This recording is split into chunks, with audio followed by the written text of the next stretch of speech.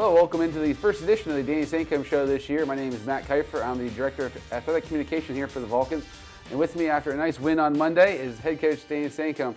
Coach, it's been crazy. It's almost Christmas time. We haven't been in the studio yet, but you've been very busy with a lot of games here, playing all over the Atlantic region. Yeah, glad to be in here, but it has been a busy schedule with a lot of travel, so felt good to play at home on Monday. Okay, so let's just bring viewers here up to speed a little bit, starting with the very beginning. Season opener went over to West Liberty. 2 in-region games, easy games for you to be at, being right there in Wheeling. Opening up against the Cardinals, a really tough game there to open the season. Three-pointer. They made 3 free throws with 1.3 seconds left.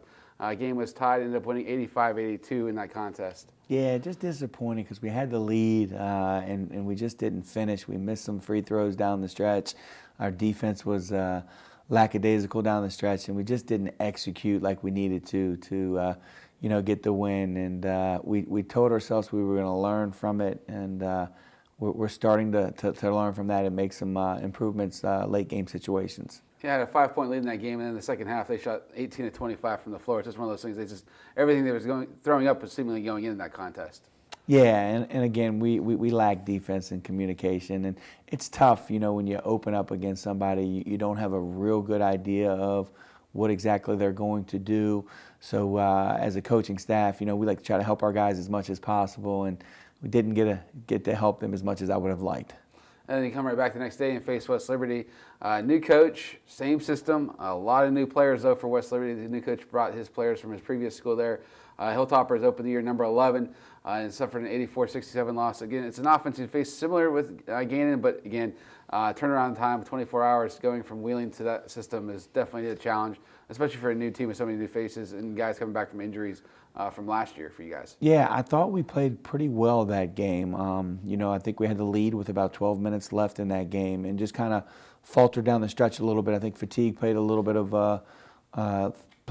into that, and we just didn't execute the last 10.5 minutes of the game, and that game was closer than that score for sure. But they made some threes down the stretch. We did a good job on their big guy until the last 7 minutes of the game where he made 3 threes, and they were able to get a good cushion, and we fouled a little bit, and game really got out of hand at that point.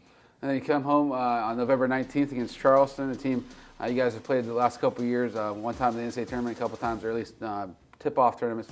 I played in the combo, got a 90-60 win, really great defense in the second half. You guys held them to 7 of 24 shooting and really took that game out of under control in the second half. Yeah, played well that game. They're a good team. They were coming off of 2 wins in the Millersville tip-off tournament, beating Millersville at their place, and we knew we were going to have to be ready, and our guys locked in and played very, very well on both ends that night to score 90 points and then also to hold them to 60. They're a hard team to guard, and our defense was very good, especially in the second half.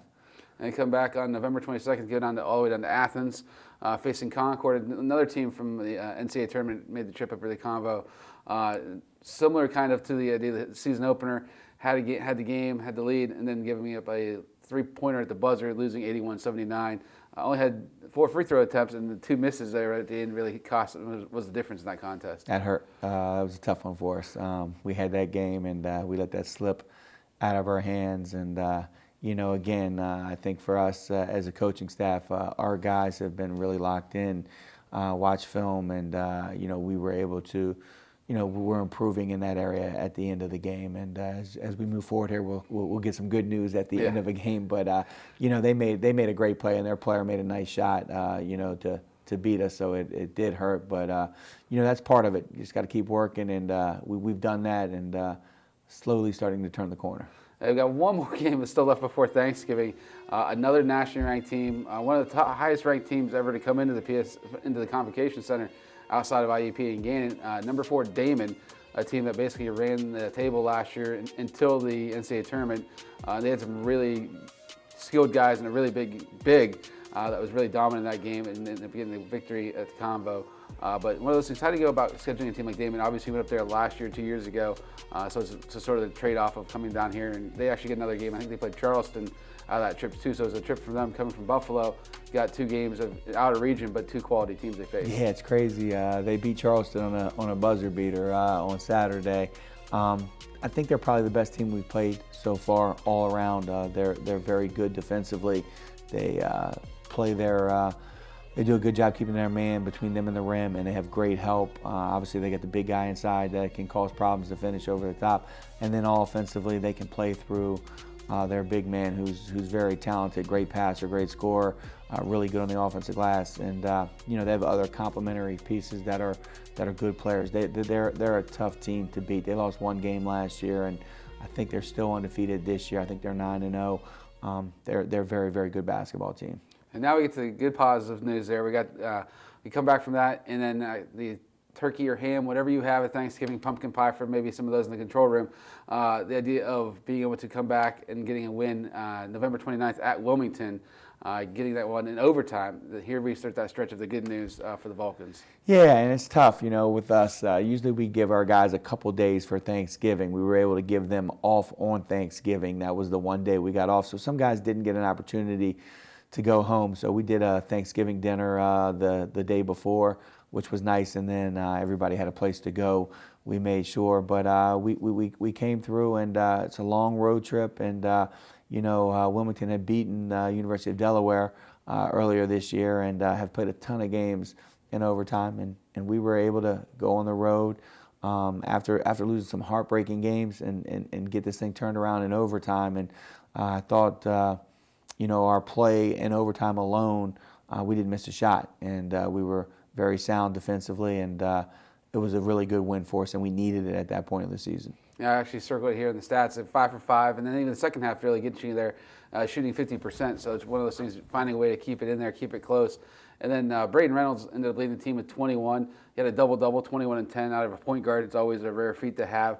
But really the last 2:32 of overtime, he scored the last 9 points for the Vulcans to really seal that game and put it on his back. Yeah, big physical guard. He used his size and was able to get downhill and did a great job finishing at the rim. He made some really, really big plays for us, and had some really big rebounds as well. You mentioned he had 10 rebounds. Just good energy, and just feel like Braden is really, starting to come into his own and understand what he needs to do for this team. And, he made plays for us, which was really, really big for us. And in addition to Braden in that game, Antoine had 19 and 6, and then Bryson had 15 and 7. So those guys come back from injuries. We'll talk a little bit more in the segment and everything else, but those two guys have really been playing key roles in finding their way to get back to the kind of players they were before their injuries and being the kind of leaders you need them to be. Yeah, Antoine and Bryson are so key to our team. They do so much on both ends of the floor. So, they're kind of typical games that we need from those two guys as we continue to move on. And then coming up to conference play, December comes around and get one conference game early, crossover against Bloomsburg, getting a 72-52 victory over at Bloom.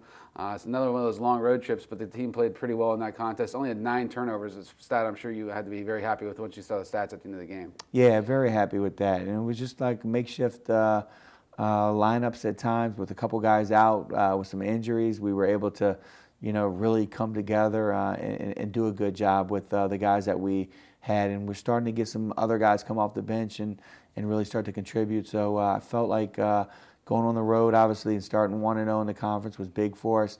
And just moving back in the direction of, trying to get back to 500. When you're 1-4 at one point, you look up there, you're like, oh man, what's going on? And I feel like our team is hitting the right stride, and winning a conference game on the road, by 20 points is a good sign. In that game, too, you really held Bloomsburg down. They only shot 16-52, which is just under 31% from the floor. So when you hold opponents to that low, you definitely have a good chance to win. And you had 4 guys in double figures. So as is the case normally when Cal is rolling, multiple guys contributing in multiple ways. Yeah, and the defense is key for us this year. We're big, we're long, and we're athletic, and we're physical. So when we're guarding people and we're staying between them and the rim, it's hard to score over us. We've got great length and did a really good job with that. And it also helps generate some easy scoring opportunities in transition when teams have to take contested shots, long rebounds. We were able to get out and get some easy baskets. You talk about athleticism. I think there was a throwback to the game in Hamer Hall back to the early 90s when dunks were plenty and everything else. Going against Bowie State coming up, getting a 73-49 win. Really, though, in the second half, it was 31-26 at half. And then a run I've hardly ever seen in basketball, a 35-2 run, really to seize control of the game. There are 6 dunks alone in that span. Just talking about that contest there, the defense led to so many of those dunks, transitions, alley-oops, everything you would want out of a defense and fast pace. Yeah, I think that's how we can play. We got some guys that can really go up and get it, but for us, it does start on, the defensive end. And I felt like even in the first half, they scored 26 points. Our defense was really good, and I felt like we had control of the game.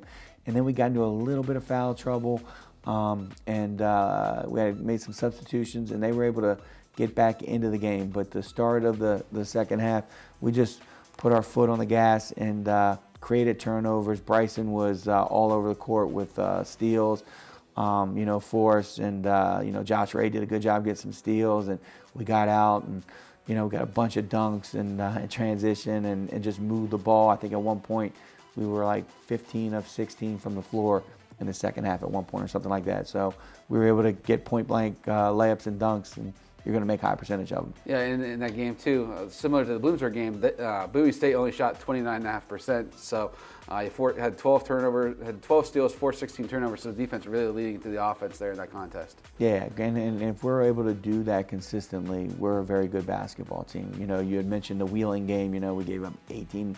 They made 18 out of 25 shots. We're not going to win games like that. We're going to win games when we're making teams work and grind it out. And that's just who we are. That's who we are this year. It's a little bit different than years past, but I like the identity of a team that can defend, because I think we have the guys that have the ability to be really elite at that. Yeah, in that game you had Bryson going for 16 points, 7 boards, 4 assists and 5 steals. That's the stat line. It's almost a little bit of everything there. Jordan Buchanan, 20 points, 7 boards. Antoine, 17 and 5. And even Jordan Clayton getting 8 points, 5 assists and 4 rebounds. So coming in there, and Ray getting 7 rebounds and a couple highlight dunks and big assists. Yeah, I talked about the other guy. Jordan Buchanan's been really good for us this year. Really good. Like he's taken the next step from his freshman year and just is becoming a leader in the program, and has been very consistent offensively and defensively, and he adds the rebounds. And again, Antoine, he's a load. He's a tough matchup for anybody in our league. He has the ability to score the ball from all 3 levels, and he's very, very strong and athletic. And obviously Bryson, I think Bryson really is the key. When Bryson is filling the box score with rebounds, steals, assists, we tend to play really, really well. He's done a really good job of that here the last 2 weeks of the season. A great job with that. And then, just the key guys, I mentioned Bowie, Brandon Singleton was great off the bench, did a lot of good things. Duncan Moy, who had missed, a good portion, missed the first 4 games, is coming back off of injury, is starting to get his legs underneath him. So our team is starting to grow in depth, which we're going to need as we get into, conference play. Okay, we'll take a quick break here. We saw a lot of games already, but we'll take a look, see what's coming up with Shippensburg after finals week, and take a look already at the standings and season stats so far at this point. We'll be right back.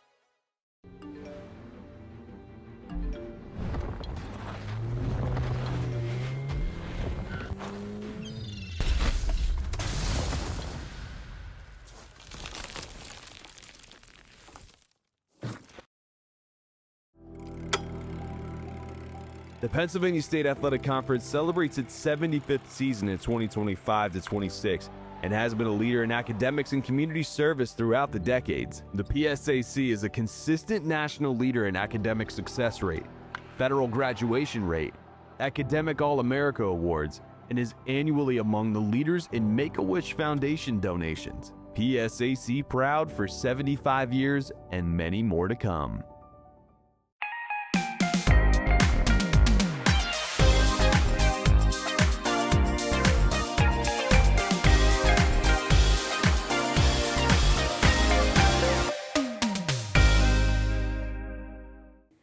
Hello, welcome back to this edition of the Dean Sancomb Show. I'm your host, Matt Kiefer. Coach, we've talked about the 8 games. It's been a blur. A lot of things there before PSAC started with Bloomsburg.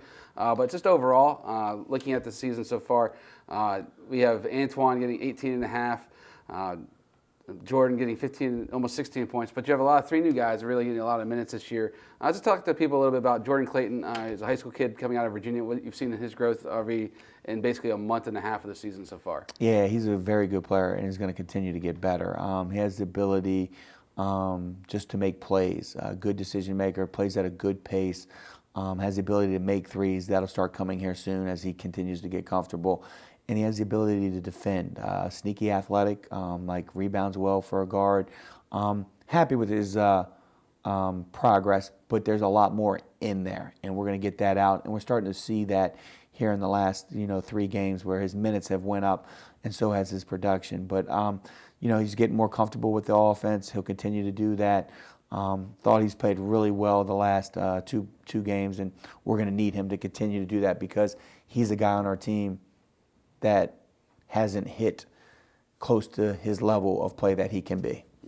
And then looking at the other point guard, bringing in this year is Braden Reynolds, Pittsburgh native, Chartiers Valley, went to Division I. Fairleigh Dickinson started 11 games over his career there. And he's part of the 2023 team that made the NCAA tournament run, won 2 games in it. So a guy who's played high level and playing significant minutes and stepping into that role left you guys have had with the point guard position open. Yeah, he's starting to get it and understand too, and he's a fighter. He's a fighter. Like he is going to give what he has. He communicates really, really well. He's very, very physical guard. I love that. Really works hard defensively. Good on the ball defender. Offensively, he's a load. Like he's hard to keep in front. Good passer. Like really sets up guys. And just plays within what he does well. And only being here, for since the start of school, his leadership in our program is shown, and he's going to continue to do that. But he's another guy that's going to continue to get better as we go, and the more comfortable he gets, with the system and his understanding of reads and stuff, he's going to play even at a higher level. Which last game out for him, he had 21 points and 10 rebounds. And then Joshua, we're already getting some significant minutes here these last couple of games. The guy comes from around the Atlanta area in Georgia, goes to community college in Illinois, and ends up in Pennsylvania. And we saw last game, he's got some athleticism. He can do a lot of different things there, and a nice piece to have there for a team already loaded with a lot of wings and guys who can go get it. Yeah, very good athlete Josh is, and he's getting it too. Like he's getting an understanding of our offense, what we really need him to do, and he's one of those guys that's going to do what it takes to win. And that's a host of things. Like he's very good defensively. He gets his hands on a lot of basketballs. He takes the ball away from the offensive player very, very well. He can rebound and protect the rim, finishes very well around the rim, is an elite passer, had four or five assists in the Bowie game with 0 turnovers, and played the 5, for us, and did a really good job, with that. And I can just see him getting more and more comfortable, tremendous athlete, and just upbeat, very, very upbeat young man who is starting to figure out what we need him to do, and he's going to have a heck of a year for us. And just looking at some of the national stats and conference stats, 2 new point guards basically running the show, but you're still top half in the leagues in fewest turnovers per game. You got to be happy with those 2 guys, but also guys like Bryson and Jordan who can bring the ball up and run a player or 2 or to take the load off Braden and Jordan from bringing that all point guard responsibilities. We were so ball dominant last year, and Donald was so good with that, and we are much more. Braden and Jordan Clayton have done a wonderful job as point guards, but like you mentioned, the other guys, Bryson handling the ball and Antoine handling the ball, and Jordan Buchanan handling the ball, really are doing it much more than we have in the past, and they've done a good job making good decisions and making good basketball plays. And one of the things I thought too was interesting, look at the stats, was top half in the league in fewest fouls per game, which you needed to early on when your roster was so small. So those guys being veterans, knowing that there's not a whole lot of guys that have experience, and we got to be able to stay on the court to give us the best chance to win. Yeah, we practice that. We do not want to foul. We want to be very good defensively. We don't want to give up layups, but we want to be physical without fouling and staying between our man and the rim at all times. And Antoine missed basically all of last year, and he missed another year in his career. So he's been a guy who's missed a lot of time, but he's found a way to come back in. And he's one of the top guys in the PSAC in field goal percentage. So he doesn't always look for a shot, but when he does, it's a high-quality shot. Yeah, he's aggressive, too. He gets to the line. He just is going to continue to improve. Antoine is, I feel like, knocked off the rust. When you don't play for a year, there is some rust. I feel like he's knocked that off. He's worked extremely hard to get back, and I'm happy for him. He deserves everything he gets. Antoine's a guy that likes to be in the gym, works hard. He's got a really good attitude. Just want him to become the dominant player that we know he can be. When it's crunch time, he's going to make the play, and he's moving in that direction for us. And Bryson's another guy who missed it all last year, and he's right back to the form where he was 2 years ago. He's defensive player of the year. He's top 10 league in blocks, rebounds, and steals. It's just a unique aspect given his length and his athletic ability. Yeah, and I feel too like Bryson, though he got to practice a little bit towards the end of the year last year, I just feel like the rust is off and he's really starting to come into. I feel like he's grown tremendously over his time here, and I feel like the last 3 weeks he's been an important piece of us being able to get this thing turned around. His maturity and his ability to really be locked in and bring all those things that you mentioned, and also score the basketball for us. He's asked to do a lot where 2 years ago, he scored 12 points a game, I think it was, and did all the stuff defensively. We really need him to be great on both ends of the floor, which he's really doing a great job for us. And not but the short changes. You talked about Jordan Buchanan. He's top 5 basically in the league in three-point percentage. So he's been that guy who's taken that step from last year to this year. Played so many meaningful minutes as a true freshman, and now he's being a leader as the team as a sophomore too. Yeah, and just keeps getting better too. Like Jordan, he's a fun kid to be around, man. He puts it in, and I mean this because it's important to us. He is a great shooter, but he's also very good defensively, and he's been really, really good on both ends for us. And we've asked him to chase guys off of screens. We've asked him to guard some bigger guys. He's got really good size. At that wing position, he gives us the ability to do a few different things defensively, and offensively, he'll continue to make shots. We got to get him open, and he knows how to get himself open and deliver him the ball. He's going to continue to play well for us. So we had the Bowie game on Monday. Now it's finals week, so the guys get back into studying mode. And coming back on Tuesday, a random Tuesday, a conference doubleheader, a 3 and 5 start over in the Convo against Shippensburg. So everybody's played one game on the PSAC so far. Just for those who were paying attention early on, Westchester was the preseason favorite in the East with 8 first-place votes. They got to win. And East Stroudsburg, who's always up there, they actually suffered an overtime loss against Seton Hill. So it's a tough one to start with there. And on the western side, Gannon was a preseason favorite. They're number 15 in the country right now. But again, Shippensburg, who you're looking at, they haven't played a conference game yet. But you guys have 2 common opponents so far already with Bowie and Wilmington. So you've already seen them a little bit when you've scouted those 2 teams. What have you seen about the Raiders so far? Yeah, they're good. They move the ball offensively. They score the ball. They've got some guys that can make shots. They got some guys that can attack the basket. They run a lot of good stuff. They're going to keep the defense moving, and they attack and they score the basketball defensively. They're solid. They're a physical team that plays. They do a really good job trying to stay between the rim and their man, and they got some good athletes. So they're 5-2 for a reason. So we got to get ready. Obviously, it was nice to have a day off yesterday, but we'll start to work a little bit. We got a little bit of time to get ready for them. We'll start to work on them today. Yeah, they actually have the leading scorer in the PSAC, Marcus Frank, a Whitfield guy from Swickley. He's a wing. He's a junior. He's a freshman in the year. And then last year's first team all conference. He's already got 1,200 points.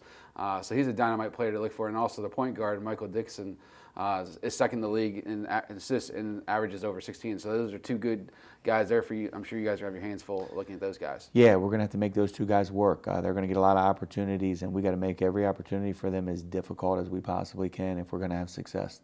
So again, they'll be back on Tuesday in the Convocation Center, 3 and 5, women at 3, men at 5. It'll be one of the few times left before closer to Christmas. The team goes on the road for a couple doubleheaders. So, Coach, thanks for taking a couple minutes here, and best of luck against Shippensburg next week. Thanks, appreciate it. You've been watching the Sancomb Show.